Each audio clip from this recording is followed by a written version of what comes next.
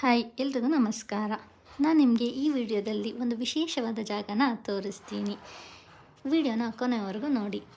ಮಲೆನಾಡಂತಲೇ ಪ್ರಸಿದ್ಧಿ ಪಡೆದಂತಹ ಶಿವಮೊಗ್ಗ ಜಿಲ್ಲೆ ಭದ್ರಾವತಿ ತಾಲೂಕು, ಭದ್ರಾವತಿಯಿಂದ ಸುಮಾರು 30 ಕಿಲೋಮೀಟರ್ ದೂರದಲ್ಲಿರುವಂತಹ ಗಂಗೂರು ಅಂತ ಗ್ರಾಮ.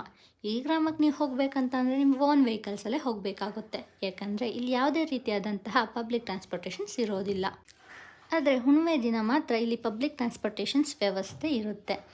ನಾನು ನಮ್ಮ ಫ್ಯಾಮಿಲಿ ಹೋಗಿರೋದೆ ಇಲ್ಲಿರುವಂತಹ ಗಾಳಿ ಉದ್ದಾಂಜನೇಯ ಸ್ವಾಮಿಯ ದರ್ಶನ ಪಡೆಯೋದಕ್ಕೆ. ಈ ದೇವಸ್ಥಾನ ನೆಲೆಸಿರೋಂಥದ್ದು ಸುತ್ತಲೂ ಹಸಿರು ಗುಡ್ಡ ಬೆಟ್ಟಗಳ ಮಧ್ಯ. ಈ ದೇವಸ್ಥಾನ ತನ್ನದೇ ಆದಂತಹ ಪ್ರಸಿದ್ಧತೆಯನ್ನು ಪಡೆದುಕೊಂಡಿದೆ. ಪ್ರತಿನಿತ್ಯ ಪೂಜೆ ಪುನಸ್ಕಾರ, ಹೋಮ ಹವನಗಳು ನಡೀತಾನೆ ಇರುತ್ತೆ. ಹುಣ್ಣಿಮೆ ದಿನ ವಿಶೇಷವಾಗಿ ಪೂಜೆ ನಡೆಯುತ್ತೆ. ಹಲವಾರು ಕಡೆಯಿಂದ ಭಕ್ತಾದಿಗಳು ಬಂದು ದೇವರ ದರ್ಶನನ ಪಡೆದುಕೊಳ್ತಾರೆ. ನಾವು ಇವತ್ತು ದೇವರ ದರ್ಶನನ ಪಡೆದುಕೊಂಡ್ವಿ. ಇಲ್ಲಿ ದೇವರನ್ನು ಹೂವಿನ ಅಲಂಕಾರದಿಂದ ಪಲ್ಲಕ್ಕಿಲಿ ಕೂರಿಸಿ ಪಲ್ಲಕ್ಕಿನ ದೇವಸ್ಥಾನದ ಸುತ್ತ ಮೆರವಣಿಗೆ ಮಾಡ್ತಾರೆ. ಭಜನೆ, ಹಾಡು ಇವೆಲ್ಲವುಗಳು ಕಣ್ಣಿಗೆ ನೋಡಲು ಏನೋ ಖುಷಿ ಕೊಡುವಂತಹ ದೃಶ್ಯಗಳಾಗಿರುತ್ತವೆ. ಹಾಗೆ ಪ್ರತಿಯೊಂದು ದೇವಸ್ಥಾನದಲ್ಲೂ ಏನಾದರೂ ಒಂದು ವಿಸ್ಮಯ ಅಂತ ವಿಷಯ ಇರುತ್ತೆ.